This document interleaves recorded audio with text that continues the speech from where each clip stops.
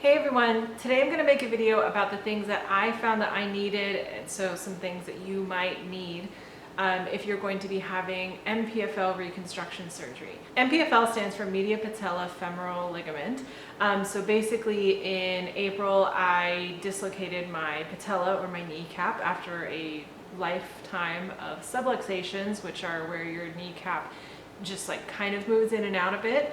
I thought it was normal. It was not. Then in May I had to have reconstructive surgery where I had a donor ligament.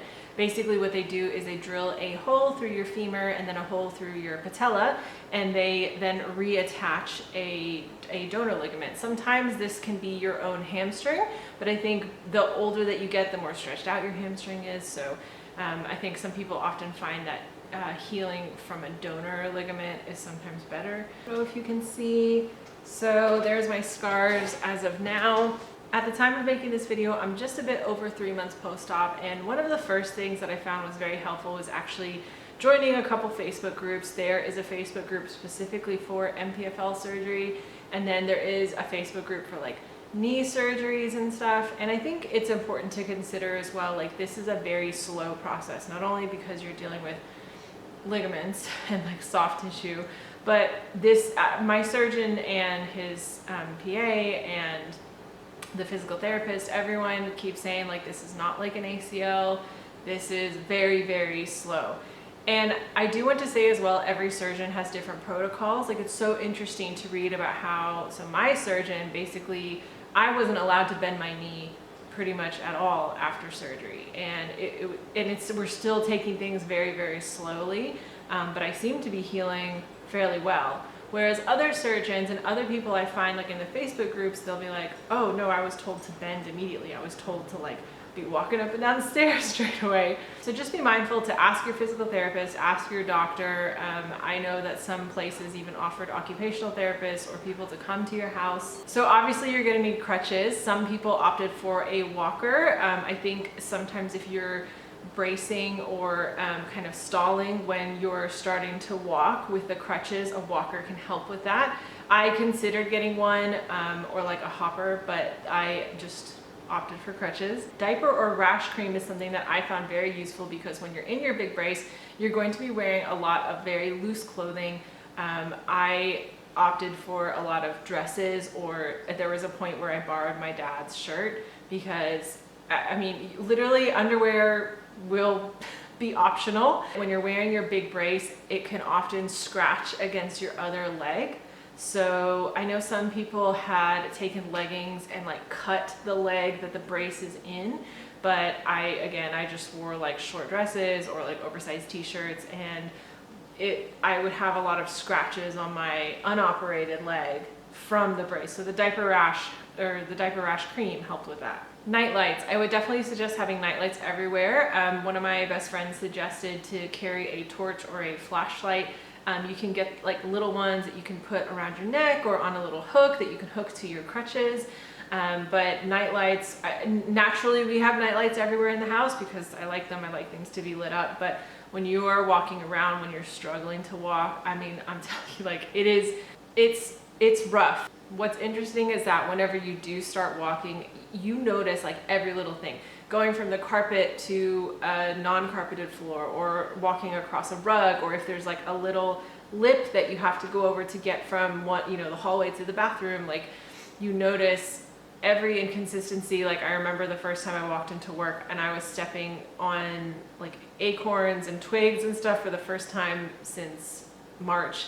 And after the surgery, I was just like, oh my God, like it's so uneven. You're so aware of it, kind of like Princess and the Pea. So because of that, I would definitely recommend night lights everywhere just so you can see what's in the way. I know a lot of us have dogs or kids. Like for myself, if my husband happened to leave his shoes around, or if my dogs left their toys in the way, you need to know so that you won't trip over anything, or so that you can avoid just being in an uncomfortable situation. So also, like telling your family, please be mindful of like, there were some situations where I was like, don't turn the bathroom light off because it was really hard once I got in to like twist around. And so I just kept that light on the first week of surgery.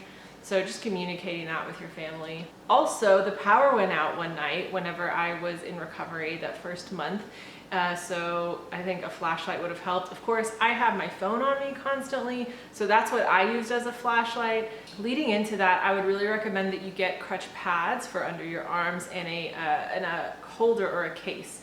So I always put my phone inside there if I needed to take anything.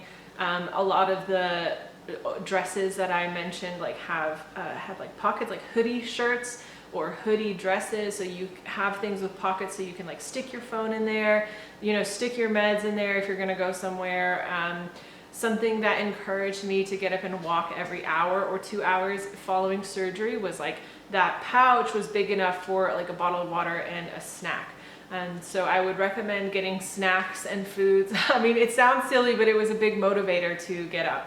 That you can put that are like individually packaged. So let's say you were to make your own Jell-O typically from a packet and you put it in a big bowl, maybe get the little individual things of Jell-O so that way you can be like, okay, I'm gonna get up, I'm gonna go to the fridge, get a Jell-O, put it in my pouch or put it in my hoodie pocket or whatever, and then go back to, you know, go to the couch, eat it, or like go back to your bedroom, eat it. Another thing that helped as well was having a cart. It was a rolling cart that was locking, but basically I kept it organized with like some of the heavier things I needed on the bottom. I had a neck pillow that I would use to assist in propping my foot up and elevating my leg in kind of like a triangle fashion, or sometimes I'd use it for my neck as well. Because you're not really going to be able to sleep that comfortably at first. In the middle, I'd have like a lot of my medicines, and then on top, you know, just the things that were more urgent, or I could put my phone there, or like snacks. I would tie a plastic bag at some points, and that would be like my trash. This also helps because if you make your way from your bed to the living room, you can just roll it behind you, or whoever's helping you can easily roll it back and forth to where you are. I definitely recommend long socks with sticky bottoms. Now, granted, I did wear Nikes or tennis shoes pretty much the whole time. If you're going to be walking around, I mean, even like it's 3 months going on 4 months post-op, and my physical therapist and surgeon were like, you need to wear tennis shoes like all the time. And if you're gonna wear like heels or wedges, it needs to be on occasion where you're not gonna be walking. I was like, oh, so tennis shoes for the rest of my life, got it. I foresee a lot of flat boots in my future. I was advised not to walk around barefoot or with socks, and to walk around with shoes instead. But I do recommend the long socks with the sticky bottoms just in case you do have to, like you want to make sure that you have tension or something where you're to prevent you from slipping. Also the long socks really helps. I've always been one for like hidden ankle socks, but because you're going to want anything that will help with like circulation and keeping your feet warm, I think will help. I do think you need to consider possibly renting a wheelchair depending on what you're going to be doing. Now, my surgeon's office, which is connected to the physical therapist office, they had wheelchairs, but for some reason they did not have wheelchairs that would support your leg if you were in a knee immobilizer or a leg immobilizer, which I think was really weird because basically you need that bottom foot pedal to come up and to hold your knee. The first time I had to see the surgeon after surgery was to get my stitches removed, which was about 12 days post-op. That was another, oh God, I wish I would have rented a wheelchair for that, just because I was not prepared to do that much walking at that point in time. Like it just was so much energy. I was crying. Not only that, but getting like into the car and like getting from the living room into the garage, like out of the garage, there were so many like bumps, and I just could not like step over steps. I could not go up and down stairs at that point. So I know a lot of people have said they just got on their butt and slid. I didn't think about that. I also could have gotten on a computer chair and had someone roll me over, you know, just to get over those bumps. So just consider that if you need to rent a wheelchair for a day. Typically for a water bottle, I have a very, very large one, but I do recommend getting a bit of a smaller one so that way you're not carrying something so heavy, and again, so that it can fit in your pouch. This is also going to encourage you to get up and refill it. I do recommend having like a reusable straw. I stayed at my parents' house for that first month after surgery, and my mom gave me a bell. That was pretty funny because they don't have their phones on them constantly. If there was ever an emergency situation, or if I was just like really desperate or trying to do something on my own and I was like, crap, I need their help, the bell was really good. I do recommend getting at least one grabber, but if you can get a couple, that would be good. My friend recommended that I get one for the bathroom and one for like the bedroom and one for the living room, and I thought, I'll just put the one grabber on my cart and my cart will go with me. But there were certain situations where when I started to shower in the actual shower and something dropped, I was like, oh, I see why a grabber would be good for the bathroom. Or like if you're on the toilet and something falls, like, because you're not going to be able to move and twist and bend like normal. So I definitely recommend, if you can get your hand on two grabbers and just have like one that will stay by your bed and maybe one for the bathroom, like, I don't know, but one at least would definitely be helpful. For the bathroom, I do recommend having a grab bar installed if you don't have one. I know the ones that kind of suction onto the wall tend to like rip the wall up. So what we did for our guest bathroom, it has a tub, but the tub was literally right next to the toilet. So when I purchased my tub transfer bench, I wasn't able to get in and out of it. I tried to use the tub transfer bench at my parents' shower and they didn't have a grab bar, and it was just I felt too unstable. So what we did was in our main bathroom, we originally had glass panels. We got those removed and we installed grab bars across. So that way, that was the way to shower, and it was a really good solution. So if you don't have grab bars, I recommend getting grab bars. And I do recommend a tub transfer bench. A lot of times the surgeons and PTs would say that you don't necessarily need a bench, that instead you can get away with just a chair. I think that is possible, but I felt safer with a bench. I recommend getting a hold of some stools or a chair, or even, I think at my parents' house, I used their trash can to help prop your leg up whenever you're on the toilet and then whenever you're in the shower. You're going to have to keep your leg straight for a good amount of time, and then when you're allowed to bend it, you have to make it straight before you stand up again. So I definitely recommend getting a hold of a stool or a sturdy trash can that has a lid on it, or a chair. And I'll go into the chair more in detail in the shower video. Lots and lots of towels and pillows. Towels for the ground whenever you do end up in the shower. Also hand towels, because a lot of the times you're just going to end up showering at the sink. Just doing a soap scrub at the sink, washing your hair in the sink, probably washing your hair less often, just for that first month. A lot of towels and pillows, you're going to basically make a nest in your bed or your couch. I know there's some people who kind of nested at their couch, but a lot of the times the pain that you will end up feeling comes from the muscle spasms and from the instability in your knee, because your quad will start to atrophy after a few days, from what I understand. So and when you think about it, you don't normally sleep or lay down with your leg completely straight and immobilized. Like, that's not natural. And when you start to relax, your hips start to turn out, your feet start to, you start to bend. So that is what caused a lot of pain, and again, the muscle spasms. The thing that helped me was I basically rolled up a bunch of towels, or like a very thick fluffy blanket. Basically, if this was my leg, I kind of cocooned my leg in the towels or the blankets, and I tucked it underneath the brace, and I, just really made it comfortable but secure, so that way when I fell asleep, it didn't shift around. A towel or a strap would be good for getting in and out of the bed as well. There's going to be situations where, someone might not be able to help you. So getting a towel or getting a strap and holding your leg up and then swinging it, or like kind of gently letting it down when you get off the side of the bed or the couch, that will come in handy as well. My friend recommended that I get a book to start pushing the bottom of my feet on, or the bottom of my foot on, before I, started walking really and putting weight on it. For me, initially, I was allowed to be full weight bearing as tolerated straight away. but as soon as the meds wear off, then it's like, holy crap, like it's hard to put a lot of weight on, and it's hard to walk properly because you're going to be hinging at the hip and swinging at the hip because you can't bend your leg. My dad would hold the book up to my foot and I would just put pressure on it just lightly, just so that I got used to doing that again. Even at 3+ months post-op, it's really hard for me I have to tell myself like heel toe, and you know, I have to make sure I'm not rolling inwards or rolling outwards on my foot. I definitely recommend an extension cord because you're going to want to have things plugged in. For me, I'm working from home, luckily, so I needed a plug for my phone, I needed a plug for my laptop, I needed a plug for my heating pad. I recommend getting a heating pad as well because that helped a lot with my hip flexor pain, again, because your hip flexor and your glute, like there's going to be a lot of muscles that are getting tight because you're not using them or you're not stretching them the way that you normally would.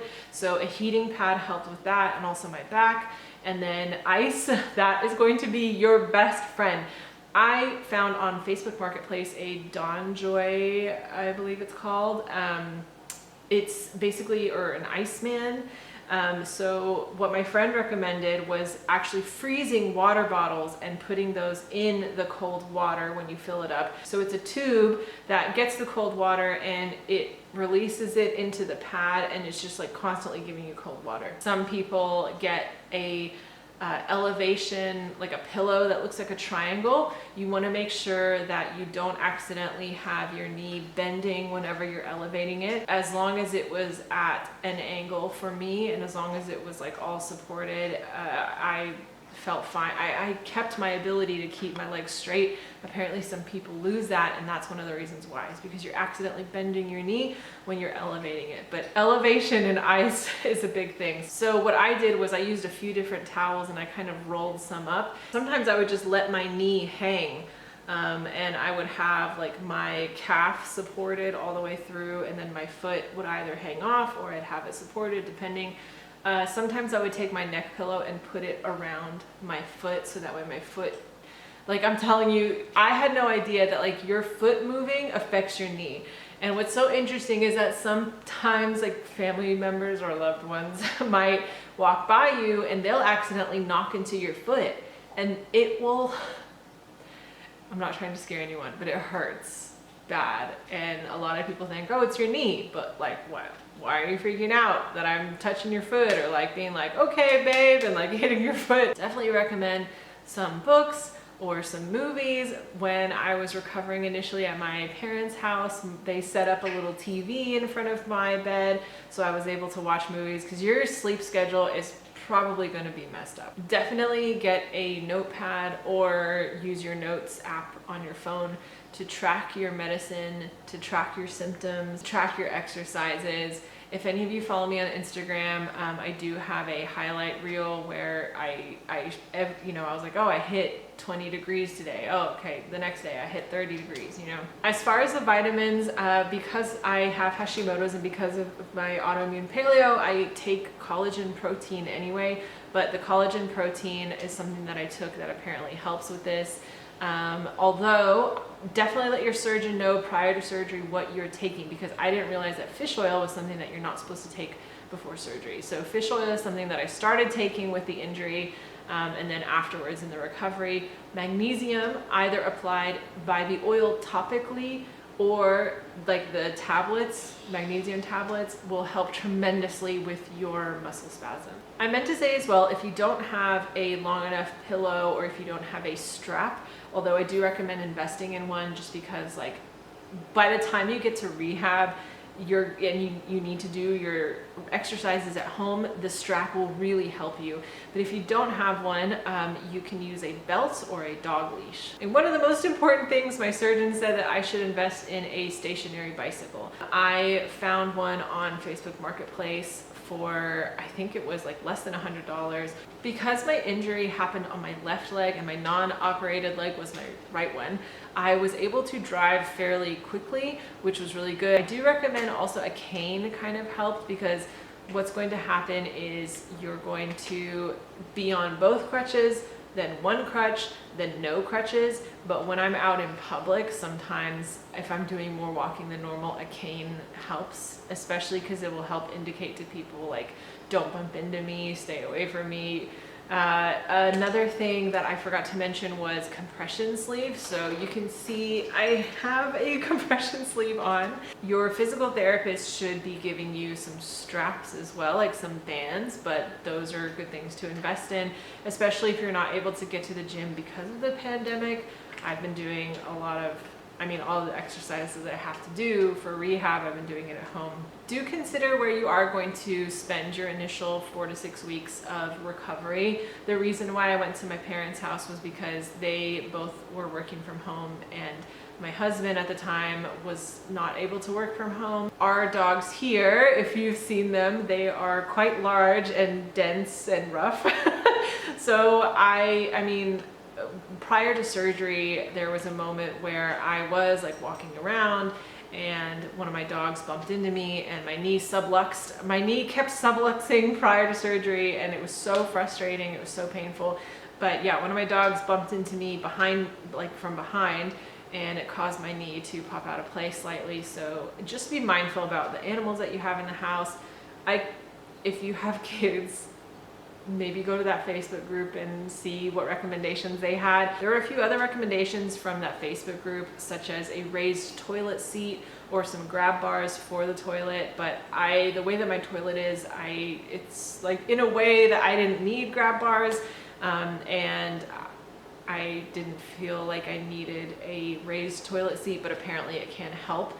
There were some people as well who had I don't know what it's called, but it's like where you go to the bathroom, so they didn't have to actually get up and go to the bathroom, but they would go to the bathroom like in this thing next to their bed, and then that would get emptied. There were some people who had this machine that activated their quad. I have a stim machine that I use at home as well, but I only started using it when I got approval from my surgeon and my PT. If I've forgotten anything, I'll link it down below, but that's kind of a big run through of everything that I found I needed or ended up needing. And I will say, ultimately, just please stay positive. There were so many times in this surgery that I was like crying, depressed. Like even now, sometimes I get frustrated, and you just need to stay positive. You just need to know like it will get better. Take it day by day. Literally, it'll be like you'll just do something and you'll be like, oh my God, I'm able to walk up the stairs. But physical therapy, you just set that up ahead of time. Schedule it ahead of time. Ask your surgeon when's the earliest that they'll allow you to go to physical therapy. Rusty, why are you so talkative? Again, if I've left anything off, I'm going to put it in the description box down below. If you have any questions, feel free to let me know, or feel free to ask me. Gosh, you can see Pink. The dogs are restless, so I need to go let them out. And wherever you are in the world, I hope you're having a beautiful day. Bye.